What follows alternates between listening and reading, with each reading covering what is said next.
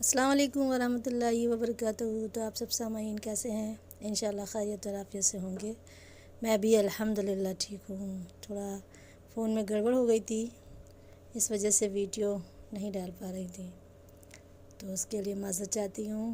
مجھے بھی بڑا ہی افسوس لگ رہا تھا، بڑا خالی خالی لگ رہا تھا، گھر میں ہی پڑھ کے رہ جا رہی تھی کہ اللہ کوئی ویڈیو نہیں ڈال پا رہی۔ تو آج آپ کے سامنے میں ایک حدیث لے کر کے آئی ہوں۔ حدیث کے حوالے سے بتاتی ہوں کہ جبرائیل علیہ السلام نے صلی اللہ علیہ وسلم کو کیسے نمازوں کا آغاز سکھایا۔ تو آئیے جانتے ہیں۔ ابن عباس رضی اللہ تعالیٰ عنہ سے روایت ہے کہ انہوں نے کہا کہ رسول اللہ صلی اللہ علیہ وسلم نے فرمایا، جبرائیل نے بیت اللہ کے پاس میری 2 بار امامت کرائی۔ پہلی بار مجھے ظہر کی نماز پڑھائی، اس وقت جب سورج ڈھل گیا اور سایہ تمسا کے برابر تھا۔ عصر کی نماز پڑھائی جب کہ سایہ اس کے برابر ہو گیا۔ مغرب کی نماز پڑھائی جس وقت کہ روزہ دار روزہ کھولتا ہے۔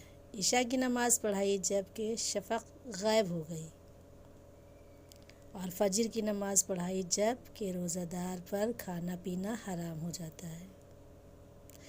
جب دوسرا دن شروع ہوا تو مجھے ظہر کی نماز پڑھائی جب کہ اس کا سایہ اس کی مثل تھا۔ عصر کی نماز پڑھائی جب کہ اس کا سایہ 2 مثل تھا۔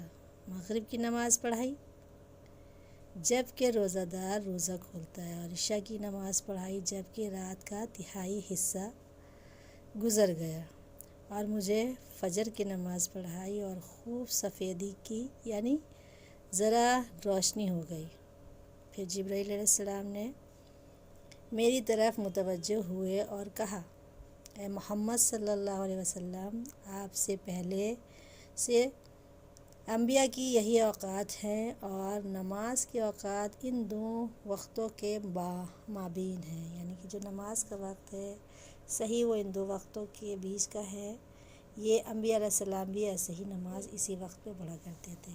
پھر نماز کا وقت تبدیل ہوا، 2 وقتوں میں نماز آپ کو سکھائی، اور پھر فرمایا کہ ان کے بیچ میں اللہ تعالیٰ نے یعنی مابین ہے، ان کے بیچ کا وقت ہے۔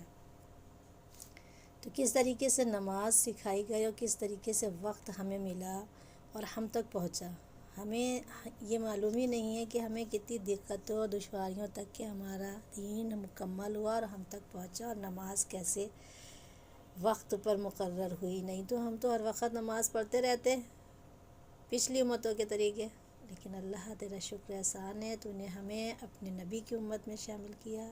تو آئیے ہم اس کا فائدہ اٹھائیں اور نماز کو وقت پر ادا کریں انشاءاللہ۔ السلام علیکم ورحمۃ اللہ۔